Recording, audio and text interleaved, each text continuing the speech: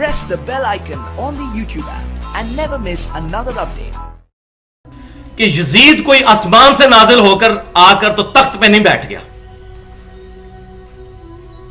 یہ بہت بڑا دھوکہ دیا جا رہا ہے ٹی وی کے اوپر بھی کہ پتہ نہیں یزید کوئی اوپر سے نازل ہو کے تو آ کے بیٹھ گیا تھا کسی تخت پہ. اور اس کی وجہ کیا ہے؟ اگر اس کو ایکسپلور کریں گے تو پھر اور لوگوں کے نام بھی آئیں گے اور پھر اپنا فرقے کا نقصان ہوگا. تو یزید کوئی تخت پہ اللہ تعالیٰ نے نہیں اس کو اوپر سے پکڑ کے بٹھا دیا. ایک پورا سسٹم تھا جو نبی صلی اللہ علیہ وسلم کی وفات کے تقریباً 20 سے 30 سال کے دوران ایک گریجولی ڈیویشن آنا شروع ہوئی، جس کا اینڈ رزلٹ یہ بنا کہ 60 ہجری میں یزید تخت پر آیا. وہ تو نمائندہ بن کے آیا اس بگڑے ہوئے سسٹم کا. اب مجھے بتائیں دجال ڈائریکٹ آئے گا؟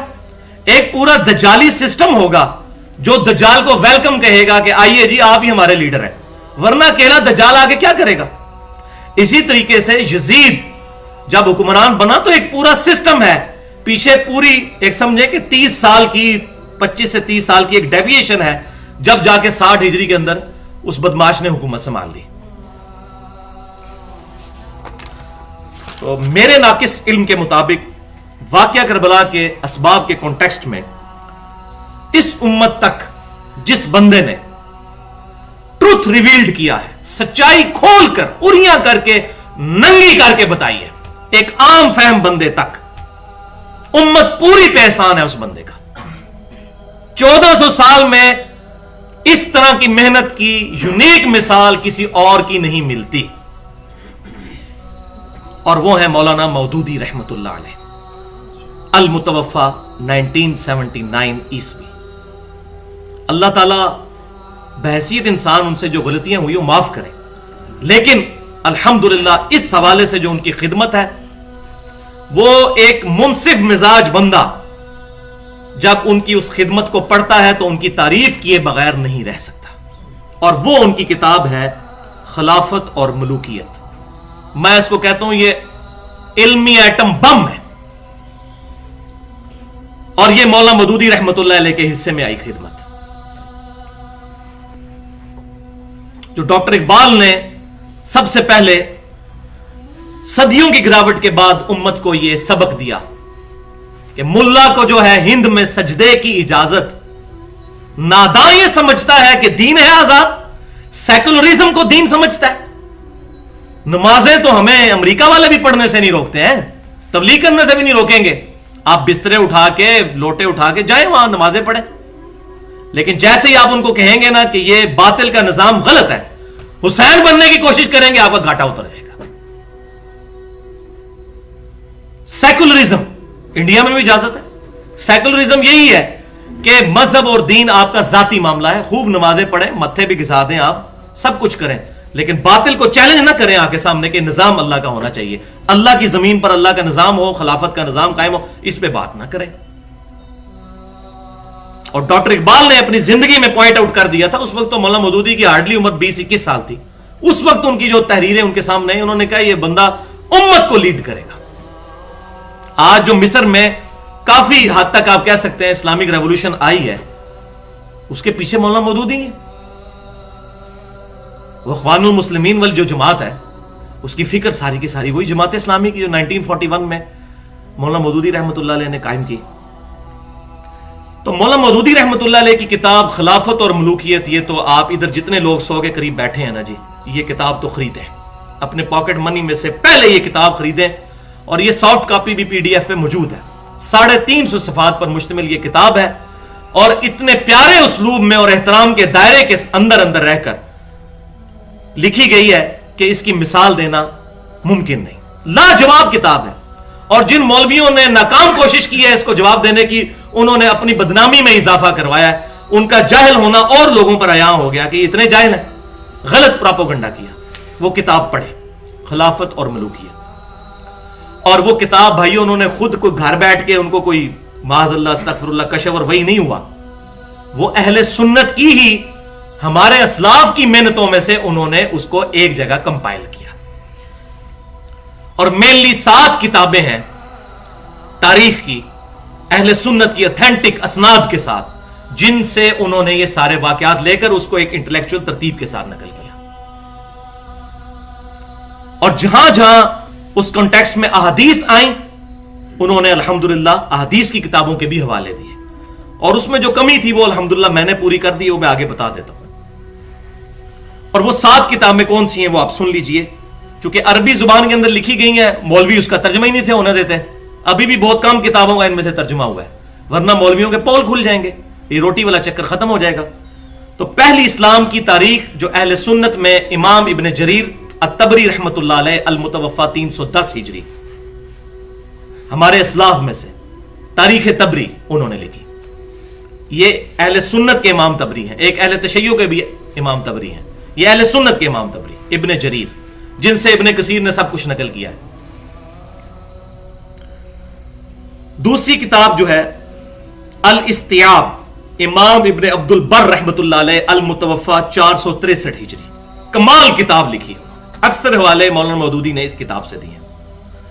تیسری کتاب تاریخ دمشق ہے، ابن عساکر رحمۃ اللہ علیہ المتوفی 571 ہجری ان کی. چوتھی کتاب اسد الغابہ، 8000 صحابہ کرام علیہم رضوان کے حالات زندگی اس میں جمع کیے گئے.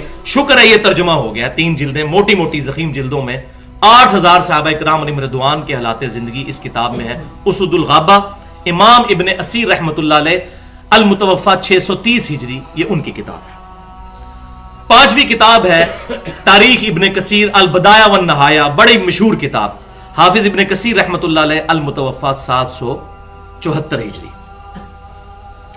اور چھٹی کتاب تاریخ ابن خلدون امام ابن خلدون رحمۃ اللہ علیہ المتوفی 808 ہجری ان کی. اور ساتویں کتاب الاصابہ ہے، حافظ ابن حجر اسقلانی رحمۃ اللہ علیہ المتوفی 852 ہجری، جو اہل سنت میں بریلوی، دیوبندی اور سلفی یعنی اہل حدیث کے ہاں متفقہ طور پر بزرگ مانے جاتے ہیں. یہ تمام لوگ ان تمام کتابوں کے الحمدللہ انہوں نے پورے ریفرنسز دیے ہیں. لیکن ظلم کی انتہا یہ ہے کہ جو لوگ رد کرتے ہیں وہ خلافت و ملوکیت کا رد کرتے ہوئے یہ بھول جاتے ہیں کہ یہ رد کن کا ہو رہا ہے. ان کو رحمت اللہ علیہ کہتے ہیں اور مولانا مودودی بیچارے کو کہتے ہیں لعنت اللہ علیہ، معاذ اللہ، استغفر اللہ. تو یہ 2 نمبر پالیسی ہے. تو پنجابی میں ہی اس کی صحیح ٹرانسلیشن ہو سکتی ہے کہ چور نو نہ مارو، چور دی ماں نو مارو. پہلے چور کو بعد میں مارا جائے، پہلے اس کی ماں کو مارے جس نے چور کو جنم دیا. تو پہلے ان سارے بزرگوں کو لانتی اور یہ سب کچھ ڈکلیئر کریں گے اگر اتنے جرت مند ہیں، معاذ اللہ، استغفر اللہ، اور پھر آئے سامنے. اور پھر اس کانٹیکسٹ میں انہوں نے الحمدللہ احادیث بھی بیان کی ہے. اور اس کتاب کا جو مقدمہ ہے تقریباً 1.5 صفحے کا ہے. اس میں آپ کو انٹینشن پتا چلے گی کہ یہ کتاب کیوں لکھی جا رہی ہے. جو انہوں نے پریفیس اس کا دیباچہ لکھا ہے، اور انہوں نے کہا کہ میں آج کے ایک نوجوان مسلمان تک یہ بات پہنچانا چاہتا ہوں کہ وہ کون سے اسباب تھے کہ جن کی وجہ سے نبی صلی اللہ علیہ وسلم کی بنی بنائی محنت صرف 30 سال کے بعد اس غلط ڈگر پر چل پڑی کہ آج تک اس سے چھٹکارا ممکن نہیں، جبکہ ہزاروں صحابہ اس وقت زندہ تھے. لیکن یہ نبی صلی اللہ علیہ وسلم کی محنت جو ہے یہ 30 سال کے بعد ہی ایک غلط ٹریک کے اوپر چڑھ گئی. وہ کیا اسباب تھے؟ اب یہ کون کھولے؟ انہوں نے کھولے الحمدللہ. اور واقعی یہ کسی پڑھے لکھے مسلمان کا پہلا سوال یہی ہو سکتا ہے. اور انہوں نے یہ کتاب 1386 ہجری میں 1966-67 صدر ایوب کی جب ملوکیت تھی اس دور میں انہوں نے لکھی. جب لوگوں نے کہا کہ جی یہ دیکھیں جی، اس کو بھی یہ مولوی سارے امیر المومنین ڈکلیئر کر رہے تھے، تو انہوں نے کہا دیکھیں جی یزید کو بھی تو مانا ہوا ہے، اور ان سے پہلے بھی اور بعد میں بھی اتنے بڑے بادشاہوں کو قبول کیا امت نے، تو صدر ایوب میں کون سی برائی موجود ہے. تو پھر مولانا مودودی نے کتاب لکھی کہ حسین کدھر گیا، حسین بھی تو ہے نا. پھر انہوں نے مجبوراً یہ کتاب لکھ کے امت کو حق ننگا کر کے بتا دیا. اور پھر انہوں نے لحاظ کسی کا نہیں کیا، جو بات آتی تھی احترام کے دائرے کے اندر وہ لکھتے چلے گئے الحمدللہ.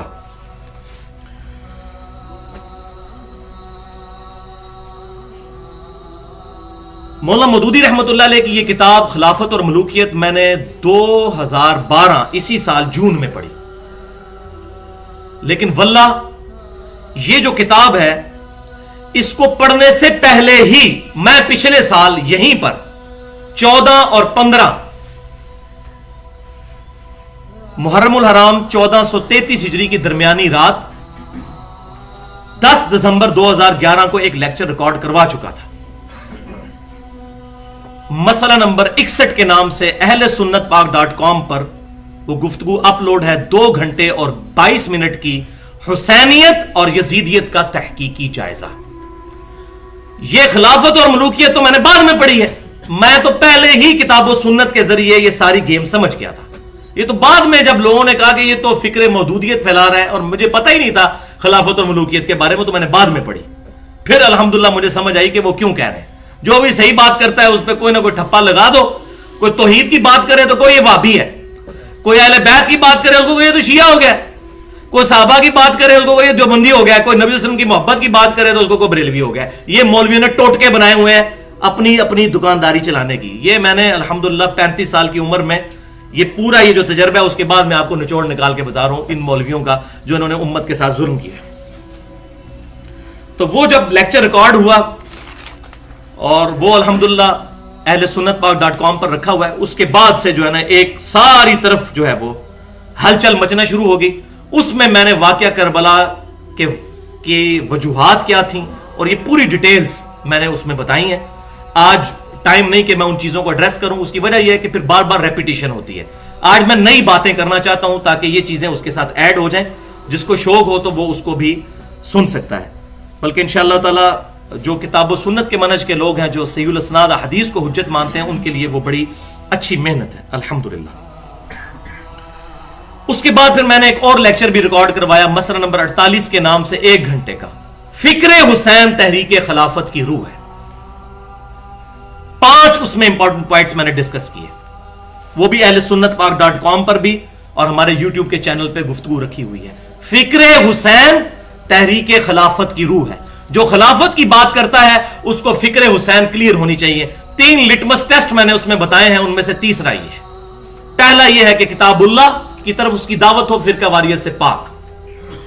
دوسرا پوائنٹ قتال کے اوپر وہ زور دیتا ہو, قتال سے نہ بھاگے. اور تیسرا فکر حسین اس کو کلیئر ہو, ورنہ تو آج کے حکمران یزید سے بہت بہتر ہے. یہ اہل بیت کے قاتل تو نہیں ہے. اگر آج کے بدماش ملوکوں کو ہم نے غلط کہنا ہے تو ہمیں پہلے یزید کو بھی غلط کہنا پڑے گا. آپ کہیں وہ ٹھیک ہے اور یہ غلط ہے, تو پھر فکر حسین کلیئر نہ ہوئی تو پھر تو خلافت کی بات کرنا ہی غلط ہے. اور الحمدللہ مجھے اس دفعہ بڑی خوشی ہوئی, میں آپ کے ساتھ بھی شیئر کرتا ہوں.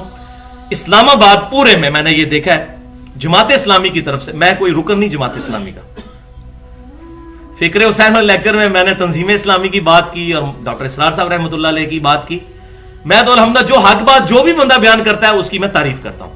تو اس دفعہ جماعت اسلامی نے, میں ان کو کریڈٹ دیتا ہوں یہ کہ پورے اسلام آباد میں انہوں نے بڑے بڑے بینرز لگائے, وائٹ اور ریڈ کلر میں. وائٹ بینرز تھے اور اس پہ ریڈ لکھائی ہوئی تھی, اور اس پہ کیا لکھا تھا, اسلامی نظام خلافت کے لیے قربانی پیش کرنے والے امام حسین کو سلام پیش کرتے ہیں. اللہ اکبر. وہی جو میں نے جملہ بولا تھا نا, یہ میرا گولڈن کوٹ ہے. فکر حسین تحریک خلافت کی روح ہے. جو کہتا ہے نا حسین باغی ہے, وہ خلافت کی بات کرنا چھوڑ دے. جب تک حسین سمجھ نہیں آئیں گے خلافت نہیں سمجھ آ سکتی.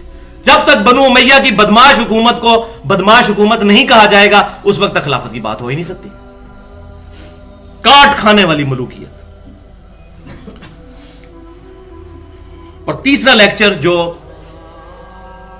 2 ہفتے پہلے ہی میں نے ریکارڈ کروایا 55B مسئلہ کے نام سے, وصی رسول کون ہے اور حدیث قرطاس کا تحقیقی جائزہ. 2.25 گھنٹے کی علمی گفتگو, بلکہ علمی ایٹم بم ہے, اور اس میں نے کافی ساری چیزیں جو ہیں کھول کر بیان کی ہیں. یہ تو تھے لیکچرز. 2 ریسرچ پیپرز ہیں جو میں سمجھتا ہوں کہ اگر کوئی بندہ خلافت اور ملوکیت نیکسٹ ٹائم پرنٹ ہو, ویسے تو لاکھوں کی تعداد میں پرنٹ ہو چکی ہے, 31 کے قریب اس کے ایڈیشن نکل چکے ہیں خلافت اور ملوکیت کے. ان 40-50 سالوں میں لاکھوں اس کے ورژن نکل چکے ہیں, لاکھوں کی تعداد میں پبلش ہو چکی ہے. اس کے اندر اگر یہ 2 ریسرچ پیپر میرے مختصر سے ہیں, ایک 4 صفحے کا ہے اور ایک 10 صفحوں کا, 5 ورقوں کا, وہ میں آپ کو بتا دیتا ہوں. وہ آپ کو لیکچر کے اینڈ پہ مل بھی سکتے ہیں جس کو چاہیے ہو. ریسرچ پیپر نمبر 5A اہل سنت پاک.com پر राफजियत, नासबियत और यजीदियत का तहकीकी जायजा। और रिसर्च पेपर नंबर 5B, वाक़या करबला की इस्लामी तारीख 40 सहीउल असनाद अहादीस की रोशनी में, जिनमें से अक्सर अहादीस सही बुखारी, सही मुस्लिम और बाकी मुस्तनद किताबों से, अहादीस की रोशनी में सईदना उमर की शहादत से लेकर वाक़या करबला होने तक 40 अहादीस की रोशनी में इस्लामिक तारीख वाक़या करबला की अल्हम्दुलिल्लाह मैंने बयान की। और अब अल्लाह ताला का करम हुआ कि लाहौर में एक पब्लिकेशन है जिन्होंने वो शोराफा किताब भी छाप दी है, मुहद्दिस इब्न जोजी रहमतुल्लाह अलैह की किताब अल मुतवफ़ा 597 हिजरी, जिनको अहले सुन्नत और अहले तशय्यो दोनों अपना बुजुर्ग मानते हैं। और ये बुजुर्ग आज से तकरीबन 800 साल पहले गुजरे। मुहद्दिस इब्न जोजी रहमतुल्लाह अलैह अल मुतवफ़ा 597 हिजरी उनकी शोरा आफाक तसनीफ है अरबी में, जिसका तर्जुमा है ये उस सरकश का रद है जो यजीद को बुरा कहने से मना करता है। और कमाल किताब लिखी है उन्होंने, आइम्मा अहले सुन्नत इमाम अहमद बिन हंबल रहमतुल्लाह अलैह और बाकी आइम्मा के अकवाल लिखकर यजीद की शख्सियत को नंगा किया, हत्ता के इवन हजरत अमीर माविया रदी अल्लाह तआला अन्हु की जो इज्तिहादी गलतियां हैं एहतराम के दायरे के अंदर अंदर वो भी उन्होंने बयान की, बदतमीजी के साथ नहीं, एहतराम के दायरे में। और वाक़या करबला का जो सही स्केच है वो इस किताब के जरिए सामने आ सकता है। ये अहले सुन्नत पाक.com पर 22 से 23 MB की फाइल है, आप डाउनलोड कर लें। तकरीबन 180 सफ़ों पर मुश्तमिल है ये किताब, 160 सफ़ों पर। उसमें से पहले 80 सफ़े जो है वो मुकदमा वगैरह लिखा है, आज के उलमा के मुख्तलिफ अहादीस की रोशनी में उन्होंने अपने कमेंट्स दिए, और 80 सफ़ों पर ये किताब है। ये अल्हम्दुलिल्लाह मंगवाई भी जा सकती है, हमारे यहाँ से मिल भी सकती है। तो ये वो किताब है जो ऑथेंटिक तरीन किताब है यजीद के टॉपिक पर, और ये हमेशा से अहले सुन्नत उलमा इसको पेश करते आए हैं। इवन इमाम इब्न तैमिया रहमतुल्लाह अलैह अल मुतवफ़ा 728 हिजरी उन्होंने इस किताब की तारीफ की है। हाफिज इब्न कसीर रहमतुल्लाह अलैह अल मुतवफ़ा 774 हिजरी उन्होंने तो बहुत तारीफ की इस किताब की कि ये किताब लिख के मुहद्दिस इब्न जोजी रहमतुल्लाह अलैह ने यजीदियों का मुंह तोड़ दिया। उन्होंने तो बड़ी तारीफ की है कि सही इन्होंने टका के जवाब दिया। और तीसरा इमाम ज़हबी रहमतुल्लाह अलैह अल मुतवफ़ा 748 हिजरी उन्होंने भी इस किताब की तारीफ की। बल्कि दौरे हाज़िर में अहले सुन्नत के बहुत बड़े मुहद्दिस जो हैं शेख जुबैर अली ज़ई साहब, जब उनसे मैंने 17 जून 2009 को इंटरव्यू लिया था, 100 सवाल उनसे पूछे थे जो कि हमारी वेबसाइट ahlesunnatpak.com पर भी रखे हुए हैं, वीडियो इंटरव्यू उनका। उसमें उन्होंने ये किताब दिखाई और बाकायदा बताया कि ये सही सनद के साथ उनसे ये साबित है। और उसमें से यजीद के खिलाफ जो कॉल है इमाम अहमद बिन हंबल रहमतुल्लाह अलैह का, वो उन्होंने अरबी में पढ़ के और उसकी कहा कि इस सनद से ये पूरा बयान किया। अल्हम्दुलिल्लाह। Press the bell icon on the YouTube app and never miss another update.